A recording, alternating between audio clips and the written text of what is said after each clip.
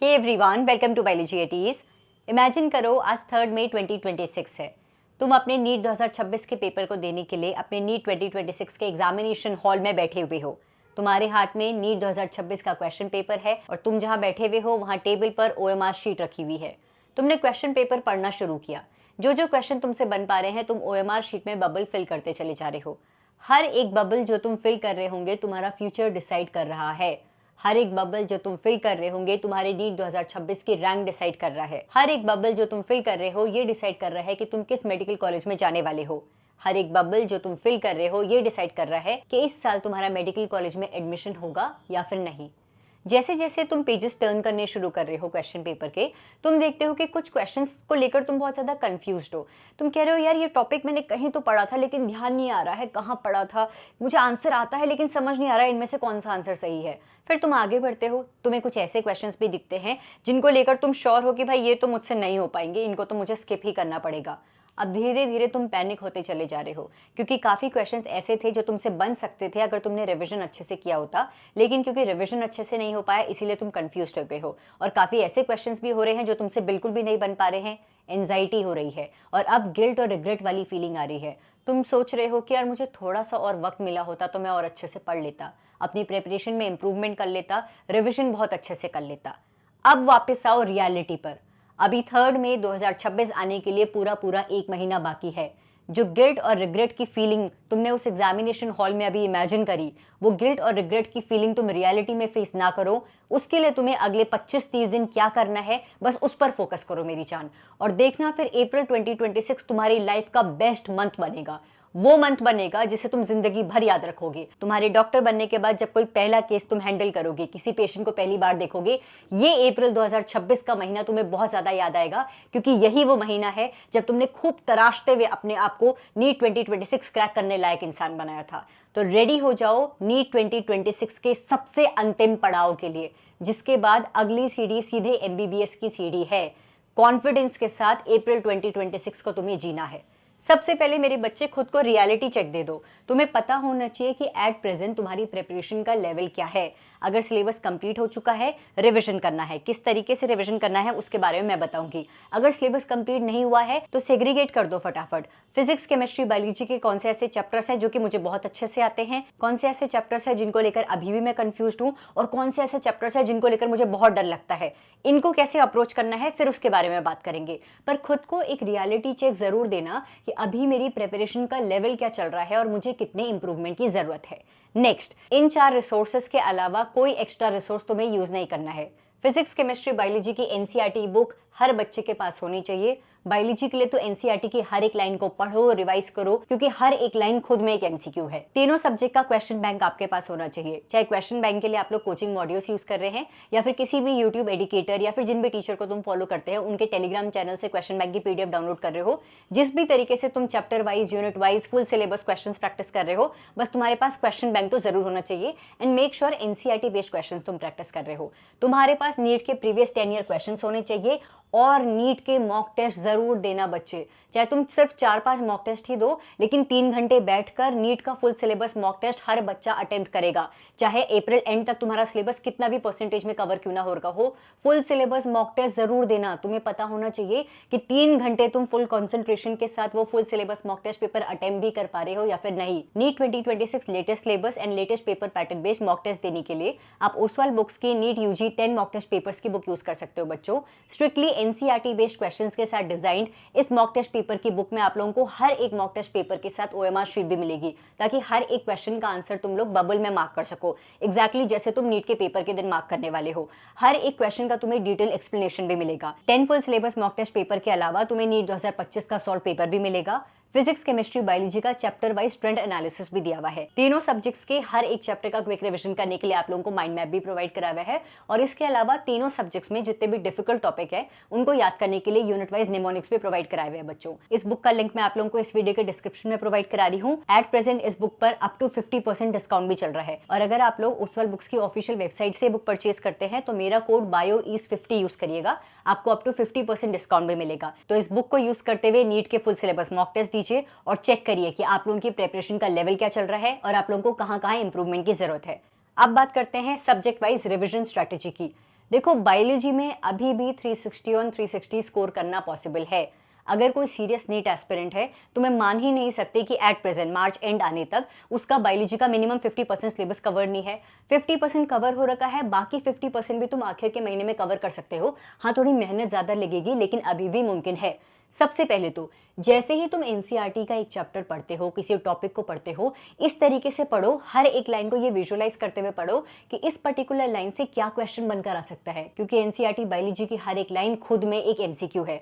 Specially वो सारी lines जहां पर हाउएवर, एक्सेप्ट, इंटरेस्टिंगली ये सारे वर्ड्स दिए हुए हैं, उनको जरूर हाईलाइट करना, क्योंकि यहां से बहुत क्वेश्चंस बनकर आते हैं। फॉर एग्जांपल अगर मैं एनिमल किंगडम की बात करूं तो दिया हुआ है reptiles have 3 chambered heart except crocodile. Except word आ गया ना, तो नीट में क्वेश्चन बनकर आ सकता है कि all reptiles have 4 chambered heart except, तुम्हें आंसर पता होना चाहिए। या फिर स्टेटमेंट बेस्ड आ सकता है all reptiles have 4 chambered heart, अगर तुमने यस मार्क कर दिया तुम्हारा आंसर गलत हो गया ना। तो जिन जिन एनसीईआरटी की लाइन में ये टर्म्स दिए हुए हैं इन्हें तो जरूर हाईलाइट करना, क्योंकि यहां से एमसीक्यू बनकर आ सकता है। ये है high weightage units, genetics, biotechnology, ecology, human physiology. In unit से हर साल मिनिमम 8 से 10 क्वेश्चंस आते ही आते हैं, तो मेक श्योर ये यूनिट्स तुम्हारी बहुत अच्छे से प्रिपेयर्ड है। और इन यूनिट्स में से genetics, human physiology and ecology, ये तीनों यूनिट्स मैंने अपने यूट्यूब चैनल पर कवर कराई हुई है बच्चों।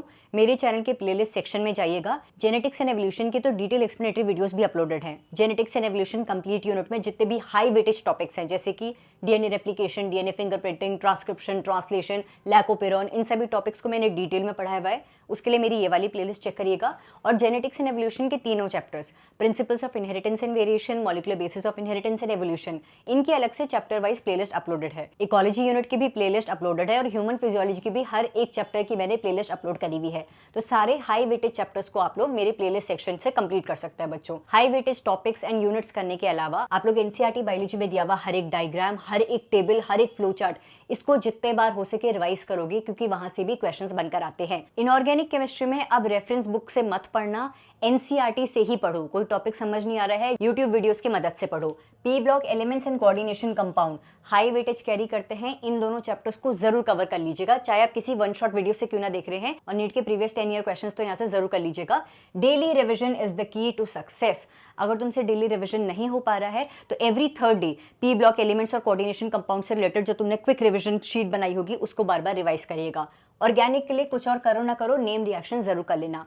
फिजिकल के लिए आप लोगों को जितना हो सके इलेक्ट्रोकेमिस्ट्री एंड थर्मोडायनेमिक्स के न्यूमेरिकल्स प्रैक्टिस करने हैं। उसके लिए नीट के प्रीवियस ईयर क्वेश्चंस देखना और फिजिकल केमिस्ट्री में फॉर्मूला एप्लीकेशन पर फोकस करना, सिर्फ डेरिवेशन पर फोकस नहीं करना है, थ्योरी पर फोकस नहीं करना है। पेपर पैटर्न देखना कि किस तरीके से फिजिकल केमिस्ट्री से क्वेश्चंस नीट में पूछे गए हैं। फिजिक्स का डर तुम्हें सबसे ज्यादा सताता है, तो जो चैप्टर्स तुम्हें लगते हैं कि यार लास्ट मोमेंट पे मुझसे बिल्कुल भी कवर नहीं हो पाएंगे, उन चैप्टर्स के सिर्फ और सिर्फ फॉर्मूला बेस्ड क्वेश्चंस तो जरूर कर लेना और नीट के प्रीवियस 10 ईयर क्वेश्चन जरूर करना।